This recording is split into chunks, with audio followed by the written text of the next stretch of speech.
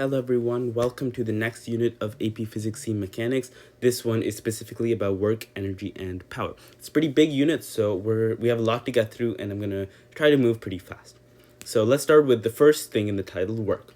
We all know what force is, but work, which is related to force, is going to be a force that's applied on an object through a displacement that is in the line of action of the force. So what does that mean exactly? Let's say you have a box and you're pulling it with some amount of force and it's moving in that direction. Well, your work is just going to be equal to the force times the displacement, like this. But I did mention something there, in the line of action of the force.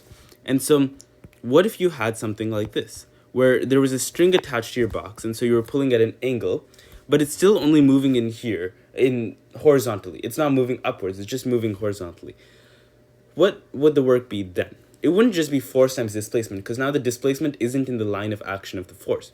Instead, you're going to have to add a cosine theta here, where theta is the angle between the force and the displacement. Now, those of you who are familiar with vectors might recognize this as the dot product. Because both the force and the displacement are vectors, you can take the dot product of them. That's going to give you the work. Either way works. If you're given the vector notation, this might be easier. If you're given the force, the displacement, and the angle, you might want to try it this way. And one key thing is, even though both force and displacement are vectors, this is a scalar. Work is always going to be a scalar. So you might find that a little relieving because we've been working with vectors for so long. Acceleration, force, all those are vectors. Finally, a scalar. And there's going to be quite a few scalars in this video. So a few general stuff. The units of work is joules. And 1 joule is going to be a Newton times a meter. Because, force times displacement. Okay. Now, even though it's a scalar, it has a direction. Not really like a angle direction, but just positive, negative, or zero. So we say positive work when the force and displacement are in the same direction. So in this case, even though they're not exactly the same direction, they're, the dot product's going to be the same direction because you would just, move the force down. It's a projection of the force onto the displacement, and that's going to be positive. Now, that's a bit fancy terminology, but if they're roughly in the same direction, less than a 90-degree angle between them, then it's going to be positive work. If they're opposite directions, let's say you're pulling this way, but for some reason the displacement is this way. That does happen in real life, and I'll give you some examples later.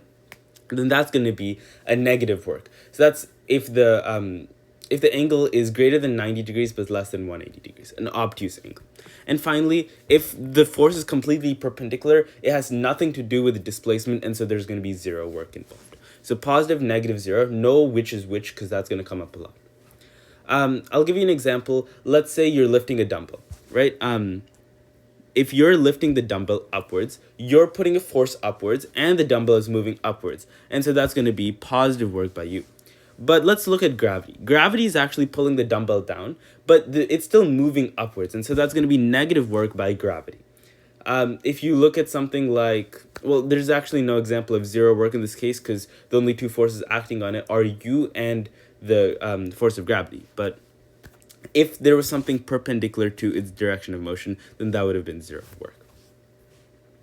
Okay, so this is all work by constant force. This equation is work by constant force. What if your force is changing? If you have an equation for your force, you can write it as an integral. This is because usually when we have multiplication of two variables, it's going to be an integral. Division is going to be a derivative. In this case, work is going to be equal to the integral from the first position to the final position of f of x dx, where f of x is a function of the force with respect to the position. Wow, we don't know any examples of forces that are a function of position, do we? Actually, we do. Back in the forces unit, remember the spring force, Hooke's law? It said that force is equal to negative kx. Basically, at a certain position, the force by the spring is going to be equal to negative k times that position, where k is the spring constant.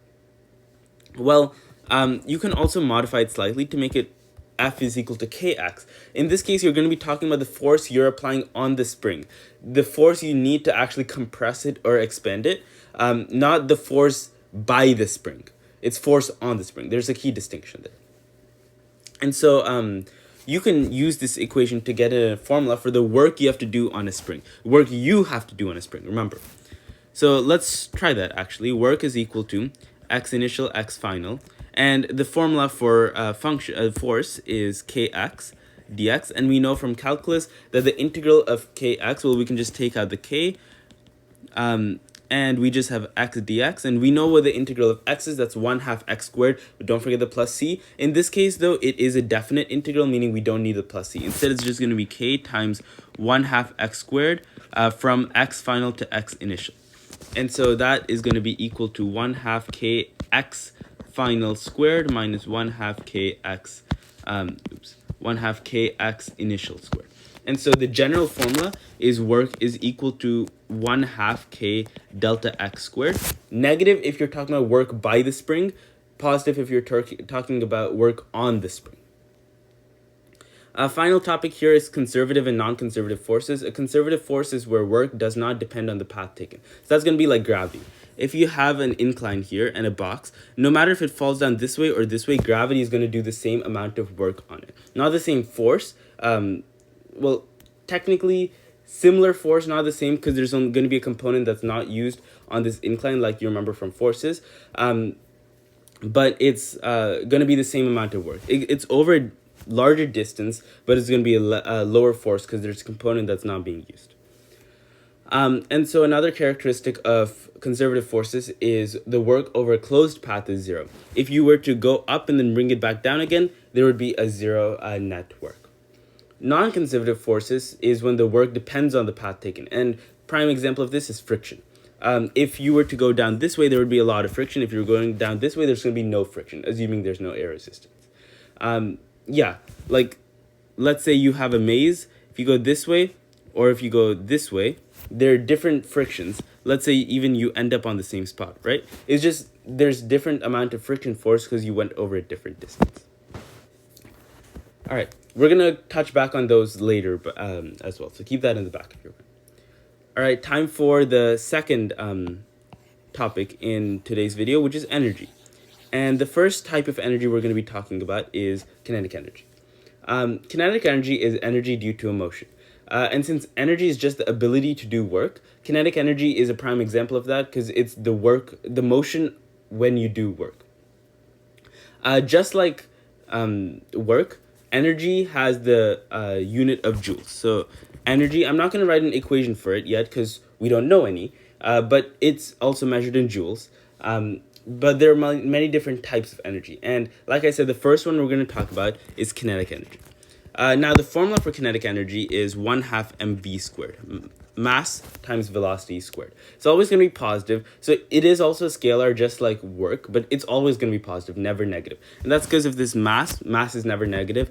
Velocity squared. Velocity can be negative, but velocity squared is always positive. And so there's something called the work energy theorem where the net work done is equal to the change in the kinetic energy. In other words, net work is equal to the change in kinetic energy. You also know net work is equal to the integral of force with respect to position. So there's that too. Okay, that's our first type of energy. The second one is potential energy. That's an energy due to a position or just like some sort of stored energy. And the first type we're going to look at is gravitational potential energy. Now, don't ask me why, but potential energy is labeled with a U. It doesn't make any sense whatsoever, but it's a U. And gravitational potential energy is U sub G. Now, we know the gravitational force is mg, but the gravitational potential energy is mgh. If you're on Earth's surface and you have some height above this height is h, and you have m, and g is just a constant, the gravitational potential energy is going to be the product of all of those.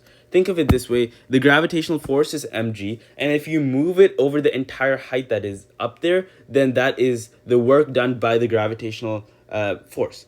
And so the gravitational potential energy is you just multiplying the force times that hypothetical distance you actually move it. The second type is elastic potential energy or spring potential energy. And that's U sub E or U sub S. Most people actually use U sub S. U sub E makes a bit more sense because we usually talk about elastic potential energy, but U sub E is also reserved for electric force and electric potential energy, so I'm going to use U sub S for this. And so this is energy due to like a compression or an expansion of a spring. The formula for this is actually 1/2 k delta x squared. The same exact formula as for work. I wonder why. Maybe it's because work and energy are basically the same exact thing. Not the same exact thing. They're related to each other. So yeah, a lot of problems would ask you to use all of these formulas, but energy is useless until you use the conservation of energy, the law of conservation of energy, and that's what we're going to talk about now. The law of conservation of energy is basically saying that energy cannot be created or destroyed. You've probably heard of it multiple times before. Yeah, it cannot be created or destroyed. It can only be converted between the forms. And so there's two cases. One is when the forces are all conservative. Remember when I said to remember conservative and non-conservative forces? Here's where you're going to use them. So if forces are conservative, that means mechanical energy is conserved. Mechanical energy is just both kinetic and potential. And yes, there are other types of energy than that. There's thermal, there's chemical, sound, light, electrical, all that. But it's just kinetic plus these two types of potential energy is going to be your mechanical energy. And so the equation for this is K1 plus U1 is equal to K2 plus U2. And this U involves both the gravitational potential energy and the elastic potential energy. Now, conservative forces are basically just going to be the gravitational and spring force. I don't think there's any other major forces that are going to play a big role as conservative or non-conservative. Another thing about this is that it must be a closed and isolated system. That's exactly where the law of conservation of energy can take place. Now, the second variation is when some of the forces are non-conservative. In this case, mechanical energy is not actually conserved. And so let's say there's friction here. You're not going to have the conservation of mechanical energy. Think of a block sliding down, right? It's staying at the same height, so no gravitational potential energy. There's no spring involved, so no elastic potential energy. But it does slow down. And so there is a change in kinetic energy. Well, based on this equation, that shouldn't happen. The potential energies cancel off. Why? The kinetic energy should be equal. But that's why friction is non-conservative. And so we get this other equation, kinetic energy 1 plus potential energy 1 plus work other is equal to kinetic energy 2 plus potential energy 2. And this is almost always going to be negative because usually it's going to slow down the block, right? And so it's the work is going to be negative because the force of friction is against the direction of motion. So yeah, I'll give you examples as we do more practice problems on when to use which type of equation. Moving on to another topic in energy. Power is a very small part of this unit, by the way. It's not like split equal into thirds. It's mostly energy that we're focusing on. So yeah, another topic in energy is energy diagrams. And so an energy diagram is just a graph of potential energy as a function of position. So if you have something like this, and you have potential energy with respect to position, it can be anything, elastic, gravitational, some other form of energy that we haven't talked about yet. There's usually going to be a horizontal line up here that represents the total mechanical energy. And the function can never cross this mechanical energy line. You can go below it because the excess is just kinetic energy. But if you ever go above it, that means there's negative kinetic energy because we said that the mechanical energy is equal to the sum of the kinetic and potential energy. If you have more potential energy than mechanical energy, that means kinetic has to be negative. And we said kinetic is always positive. So no, that cannot work. So an example would be something like this. Right? This E here is K plus U. Sometimes it's labeled like that. And that is just a relationship you should know. One thing to note is force has a role here. Force is going to be the negative derivative of potential energy. Force is equal to negative du over dx. And so it's also the negative slope of the tangent line to this energy diagram. If potential energy is decreasing, then both the force and the work are actually going to be positive. If potential energy is increasing, though, the force and work are negative. And so we get another equation here. Work is equal to the negative change in potential energy. This comes from the conservation of energy and all that. If you want to derive this kind of equation, then go ahead. We're going to be talking about equilibrium on this graph now. There's three types. Neutral is when if there's a slight displacement, it doesn't move at all.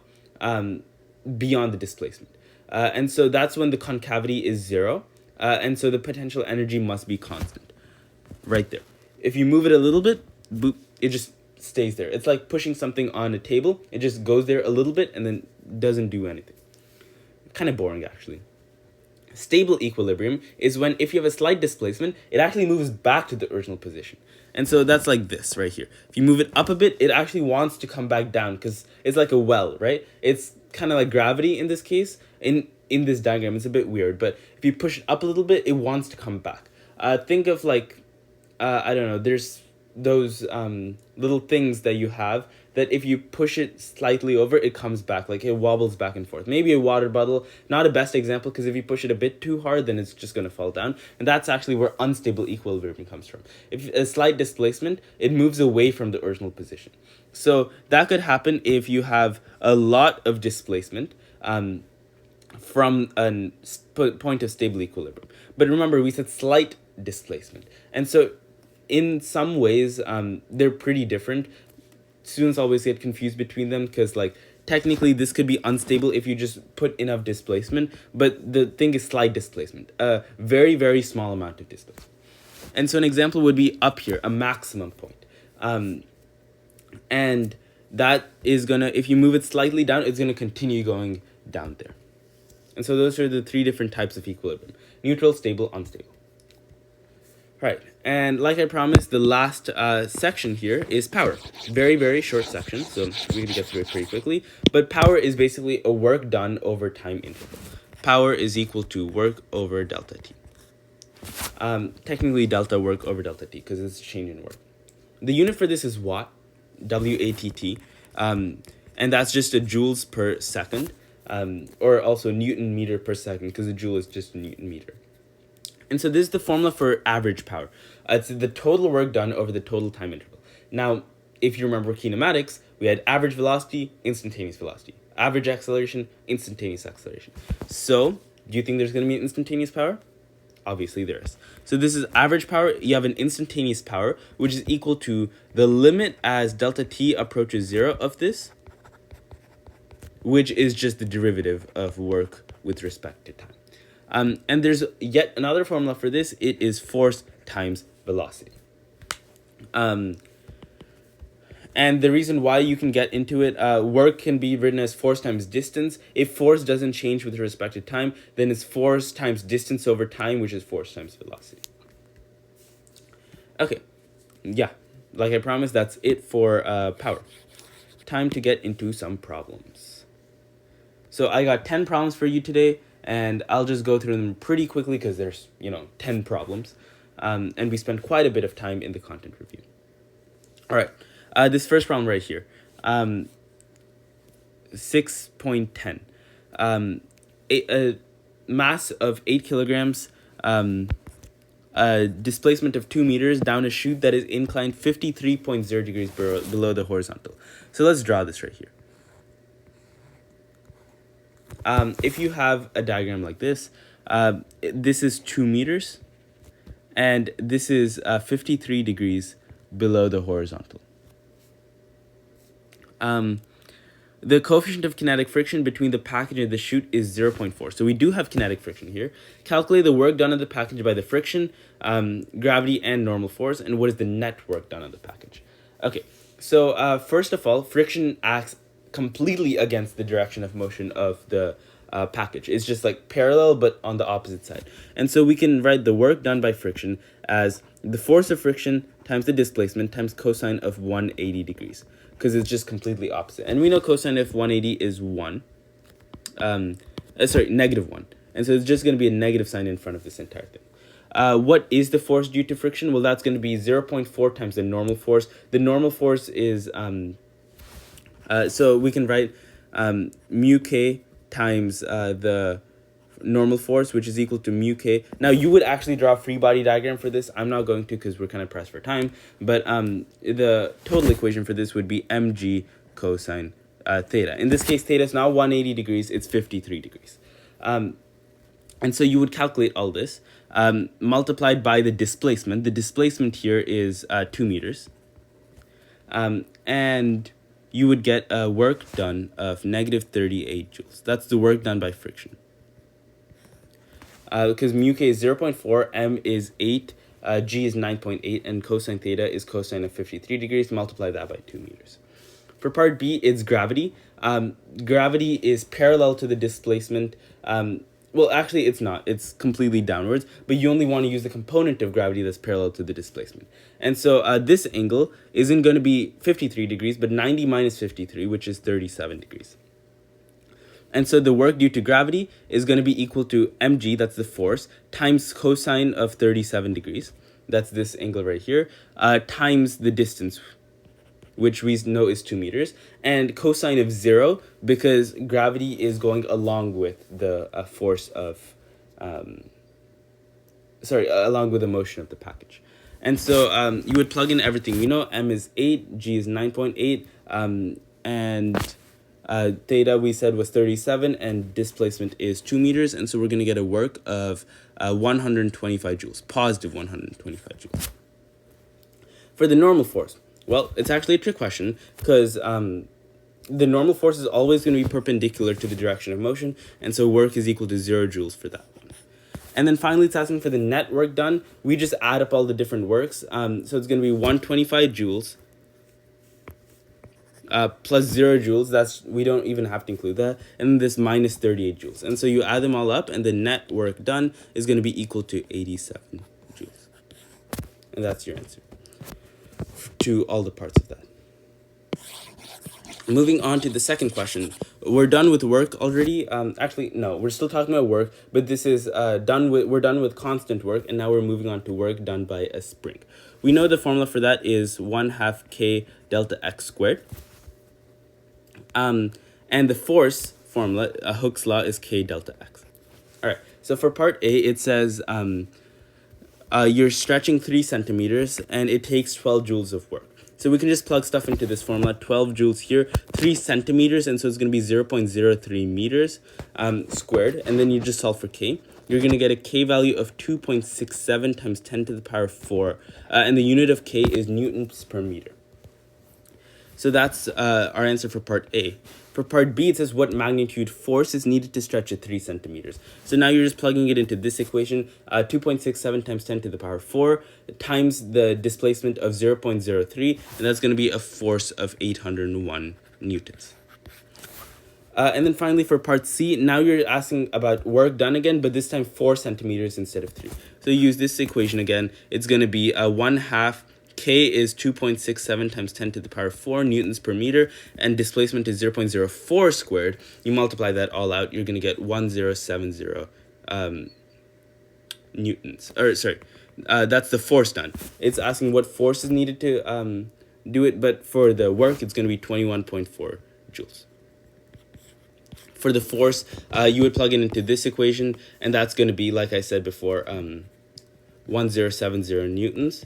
And that's just because it's going to be 2.67 times 10 to the power 4 times 0.04. All right, on to the third problem. This one's a more conceptual problem. Kind of conceptual, kind of mathematical, but it's using a graph, and it has to do with what we said about work being the integral of force with respect to position. Integral also is area under the curve, and this is just line, so we can easily calculate that area. So for part A, it says from 0 to 8, so that's just this triangle right here, and the area of a triangle is 1/2 base times height. In this case, base is 8, height is 10. And so that's going to be half of 8 times 10, which is 40 joules for the first one. For the second part, it says from 8 to 12, so that's this one right here. That's going to be 1/2. The base is 12 minus 8, which is 4. And the height is still going to be 10, so that's half of that, which is 20 joules. And the last part says from 0 to 12, so you just add up the two different works. So you're just finding the entire area, so that's going to be 60 joules for the third part. All right. Move on to the fourth one. So we got a soccer ball with mass 0.420 kilograms, moving at a speed of 2 meters per second, exerting a constant force of magnitude 40 newtons in the same direction as the ball's motion. Over what distance must the player's foot be in contact with the ball to increase the speed to 6 meters per second? Here we're going to use the work energy theorem. So the total work, the net work, is equal to the change in kinetic energy. Let's find the different kinetic energies. First, it's going to be 1/2 mv squared, where m is 4.20 and v is 2 meters per second, and you're going to get that to be 0.84 joules. K2 is also 1/2 mv squared, but in this case, mass is the same. V is now 6 meters per second, and so you square that, you're going to get a total kinetic energy of 7.56 joules. And so the difference between them, the net work done, is going to be 7.56 minus 0.84, which is 6.72 joules. And we know the formula for net work is force times displacement. We know force is 40, so now we just got to divide it. There is that cosine theta involved, but since it's the same direction of motion, that cosine theta is just going to be 1. It doesn't really matter. And so we divide both sides by 40 to get delta x. What displacement do you need? And that's going to be 0.168 meters. So think of it this way. You're applying a force, but you're not continuously applying it the entire time it's in the air. You're just applying it for 0.168 meters, and then it goes flying in the air. All right, number 5 right here. This one is going to be an actual calculus question. So we got an equation for the force, and we want to find out what we can do with it. So we know the net work is equal to the integral from x initial to x final of the force as a function of x dx. And this right here we know is 18.0 newtons minus 0.530 x. What is the integral of that? Well, that's just going to be 18.0x minus, well, half of 0.530, because it's going to be 1/2 x squared. So that's going to be 0.265 x squared. And it's going to be from x final to x initial. Here, x final is given to be 14 meters. X initial is 0 meters, because it starts at x equals 0. And so we don't really need an x initial here. That's just going to be 0. For x final, we just plug it in, and we're going to get a net work of 200.1 joules. We also know this is going to be the change in kinetic energy. We know the initial kinetic energy is going to be 0 because it starts at rest, and so you just want the final kinetic energy. And so that's just equal to 1/2 mv final squared. The initial squared doesn't make a difference because we know that's 0. And so solving for v, because we know mass is 6, you solve for v, and you're going to get 8.17 meters per second. All right. And if I'm going too fast for you, just feel free to pause and try it on your own, and then click play again.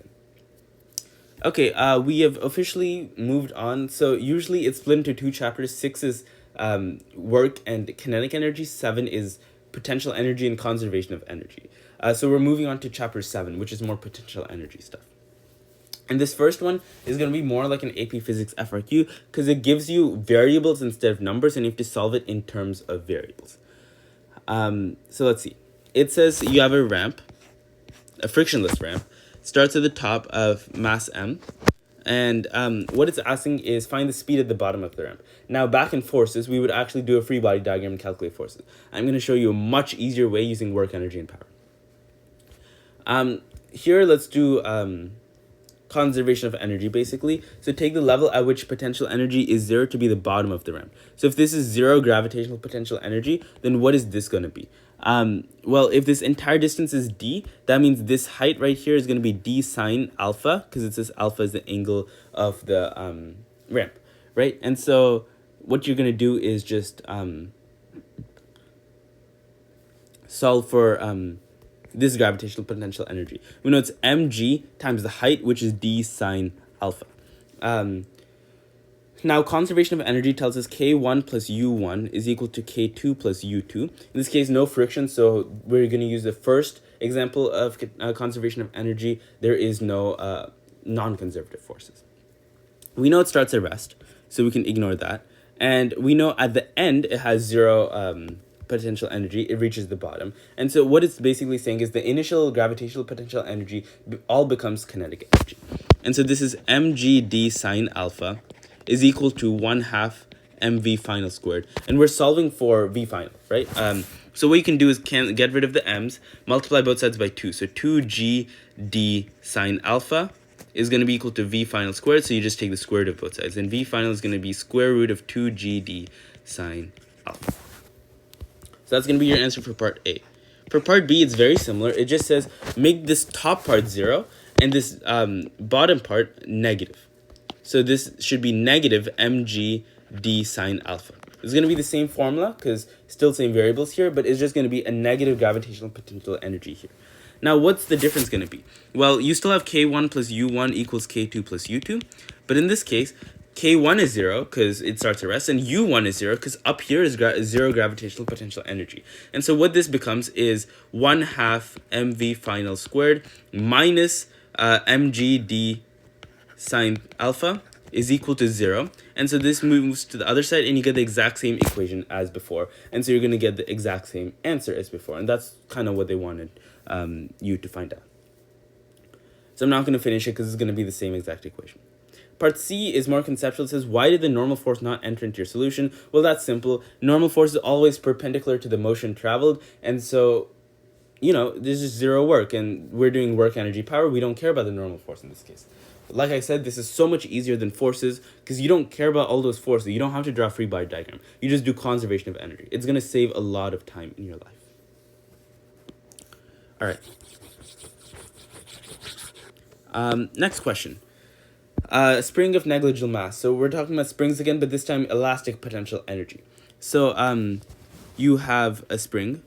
K is equal to 1600 newtons per meter. How far must a spring be compressed for 3.20 joules of potential energy? So we know potential energy is equal to 1/2 k delta x squared. Now you can rewrite this as kx squared because technically you're talking about potential energy at a specific position, not over displacement. So this also works. Now in this case, you know potential energy to be 3.2 joules, and the spring constant is the 1600 newtons per meter, so you just solve for x. So if you were to solve for x, you're going to get x is approximately 6.32 centimeters. It's also just 0.0632 meters, whichever one you prefer. I would put it in meters because that's more standard units, but centimeters looks a bit cleaner. Part 2 is a bit interesting. It involves gravitational potential energy too. You're putting the spring vertically, and then you drop a 1.2 kilogram book from a height of 0.8 meters above the spring. You want to find the maximum distance it will be compressed. And so what you're going to do is conservation of energy. K1 plus U1 equals K2 plus U2. Now, it starts at rest. You just leave it.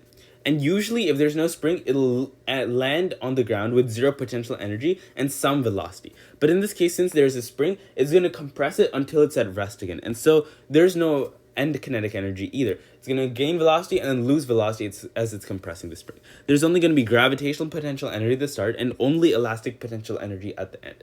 And so you can write this as the equation mgh is equal to 1/2 kx squared. And so in this case, you know mass is 1.2, you know g is the constant 9.8, and you know h is 0.8. So you know all of this, you can solve for the gravitational potential energy. You also know the spring constant to be 1600. All you want to do is find k. And so very similar to the previous part, you just solve for x, and you're going to get an x of approximately 0.12 meters. Again, you can write this as x equals 12 centimeters. Up to you. So yeah, that was that. And then now we're on our last set of problems, a few more about energy and then one about power actually. So this one right here, this is about conservation of energy with a non-conservative force, in this case kinetic friction. So you got mass of a skier moving at 6.50 meters per second on a frictionless horizontal snow-covered plateau when she encounters a rough patch 3 meters long. So all this is frictionless. Then you got friction for a bit here. And then after crossing the rough patch and returning to friction-free snow, there's an icy frictionless hill 2.5 meters high. Okay, so let's label stuff. You know this is 3.5 meters. You know this height, not the distance, is 2.5 meters. And you know kinetic friction here, the coefficient is 0.3. Okay, so what can we do with this? let's use conservation of energy. So K1 plus U1 plus work other, because there is a friction here, is equal to K2 plus U2. In this case, you do have an initial velocity, so we cannot cancel that. And you do have an initial gravitational potential energy. That is this section here. We're assuming this to be 0 because you're going downwards. Which means we can already get rid of this U2 in the equation because at the ground, you have 0 potential energy. What we're trying to find out is how fast the sphere is moving, so there is a velocity at the end. So this looks like a lot of terms still left, but let's plug stuff in. 1/2 mv initial squared plus mgh plus, this is actually going to be a minus because friction is always against it. So that's going to be minus the force of friction, which is mu k times Fn. In this case, since there's not a ramp, Fn equals mg. So it's just going to be mg. And then times the displacement, because this is not just friction force, it's the work done by friction. And on the other side, we have 1/2 mv final squared. Here we know mass is 62, and actually we can, before we actually do it, we can get rid of mass everywhere. And it's pretty good practice to write an equation before you start plugging variables, and I'll do that for this problem. You have 1/2 v initial squared plus gh minus mu k g delta x is equal to 1/2 v final squared. So multiply both sides by 2. Vi squared is equal to, vi squared plus 2gh minus 2 mu k g delta x is equal to v final squared. And so v final is equal to the square root of all this. V initial squared plus 2gh minus 2 mu k g delta x. Okay, now you can plug everything in. We actually know all of these. V initial is going to be 6.5. G is 9.8, H is this 2.5 meters, mu k is 0.3, G is 9.8, and delta x is 3.5. So you plug everything in, you're going to get a velocity of 8.41 meters per second. So that's for part A. Part B is just asking for the internal energy lost, or actually was generated in crossing the rough patch. And that's just going to be this term right here. It's going to be the positive version of that because it's generation. And so you just solve for mu k mg delta x specifically. You plug in everything you know, and that's going to be 638 joules. Not bad. Almost done here. This one's more conceptual, so not many calculations. It's about an energy diagram here. Part A says, at which of the labeled x coordinates is the force on the marble 0? Remember, force is the negative derivative of potential energy, so it's going to be the negative slope of the potential energy curve. Now, when the force is 0, that means its tangent line is 0, and so the potential energy has to be maximum or minimum. There has to be a critical point.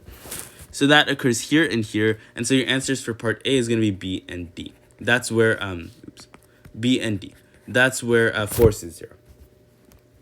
For the labeled x coordinates is a potential of stable equilibrium. Where is that going to be? Stable, remember, is kind of like a well. It wants to come back. So that's going to be B right here. Even if you push it slightly up here, it's going to come back. So B is stable, and unstable, that's going to be D, because if you push it very, very slightly, just nudge it a little bit, it's going to keep on rolling down. And so D is unstable. So not too many calculations or things there. It's just, looking at the graph and actually seeing, hey, which one's stable, which one's unstable, where's the force there? Last one here, back to chapter 6 actually, because that's power. Power is part of chapter 6, but we just went over it last. This one is pretty heavy on calculation, so let's do it. To lift the skiers, you want to find out the power of the work, power of the toe. And so first you find the work. Since it's instantaneous power, actually, you can do force times velocity or derivative of work over derivative of time. This is probably better because it's instantaneous, and we're not really given an equation for force or work. Okay. So what is the force going to be? So you have 50 riders and each one is 70 kilograms. And so it's going to be 50 times 70 times 9.8. So that's going to be the entire gravitational force. But that's not the entire force because technically we have an angle. Since it's a slope of 15 degrees, you're going to have to add in cosine 15 degrees here. Cosine 75 degrees because this is 50, but if you want to find the component, it's going to be sine of 15 degrees, which is cosine of 75 degrees. So that's going to be your force.